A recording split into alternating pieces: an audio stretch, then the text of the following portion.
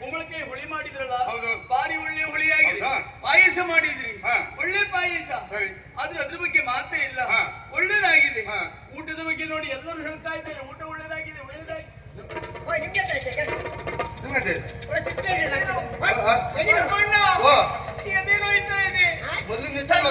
ಆಗುದಿಲ್ಲ, ಈಗ ಆಗಿತ್ತು.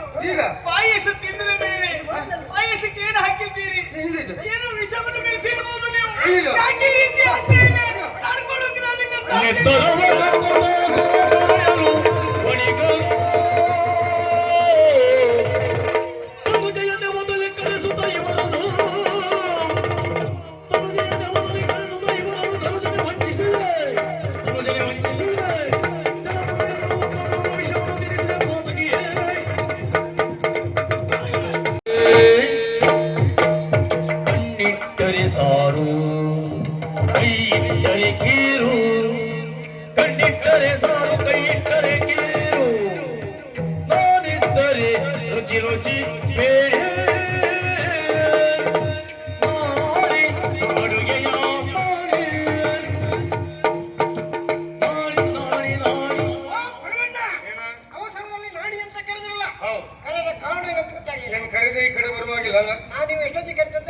ಹೌದಾ?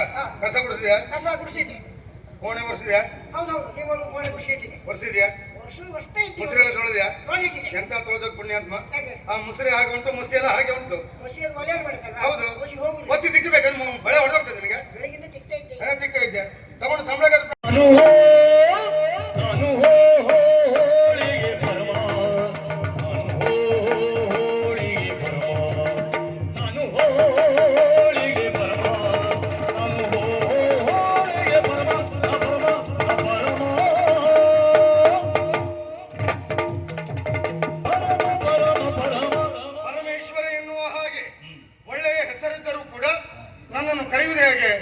ಪರಮ ಅಂತೇಳಿ.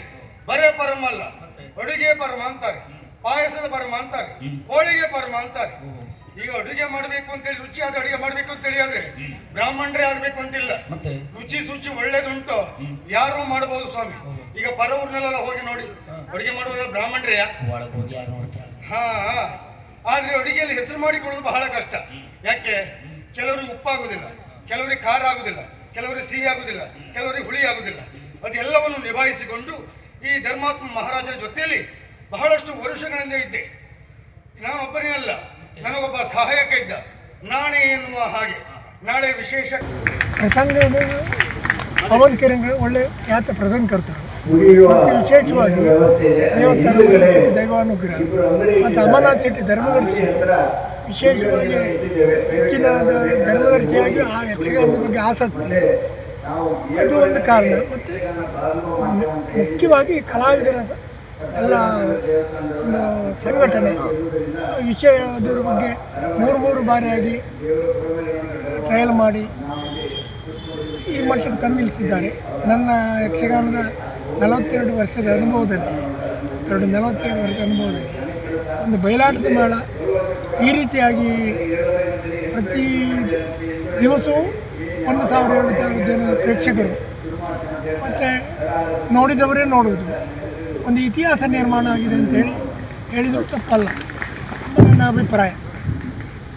ಯಜಮಾನರು ನಮ್ಮ ಒಂದು ಪ್ರೀತಿಗೆ ಹೋಗೊಟ್ಟು ಈ ದಿನ ಬಂದಿದ್ದಾರೆ. ಅವರಿಗೆ ಸ್ವಲ್ಪ ಬರಲಿಕ್ಕೆ ಆರೋಗ್ಯದಲ್ಲಿ ವ್ಯತ್ಯಯ ಇದ್ರೂ ಕೂಡ ನಮ್ಮ ಪ್ರೀತಿಗೆ ಹೋಗೊಟ್ಟು ಬಂದಿದ್ದಾರೆ. ಅವರಿಗೆ ಶ್ರೀ ಪಂಚಲಿಂಗೇಶ್ವರ ದೇವರು ಆಯುರಾರೋಗ್ಯ ಆಯುಷ್ಯನ್ನು ಕೊಟ್ಟು ನಮ್ಮ ಈ ಆರಾಧನೆ ಕಲೆಯನ್ನ ಇನ್ನಷ್ಟು ಬೆಳೆಸಲಿಕ್ಕೆ, ಇನ್ನಷ್ಟು ಕಲಾವಿದರನ್ನ ಪೋಷಿಸಲಿಕ್ಕೆ ನಮ್ಮ ಸೇವಾ ಸಮಿತಿಯ ಉಪಾಧ್ಯಕ್ಷರವರನ್ನ ಗೌರವಿಸಿಕೊಳ್ಬೇಕಾಗಿ ವಿನಂತಿ ಮಾಡ್ತೇನೆ. ಎಲ್ಲೇ ಇದ್ರೂ ಕೂಡ ಆದಷ್ಟು ಬೇಗ ಬಂದು ನಮ್ಮ ಗೌರವವನ್ನ ಸ್ವೀಕರಿಸಬೇಕು, ನಮ್ಮೊಂದಿಗೆ ಸಹಕರಿಸಬೇಕು. ಮತ್ತೆ ಅವರಿಗೆ ಮುಂಭಾಗದಲ್ಲಿ ಆಸನದ ವ್ಯವಸ್ಥೆಯನ್ನು ಕೂಡ ನಾವು ಮಾಡಿದ್ದೇವೆ. ನಮ್ಮ ಸಂಘಟಕರು ಅವರಿಗೆ ಆಸನದ ವ್ಯವಸ್ಥೆ.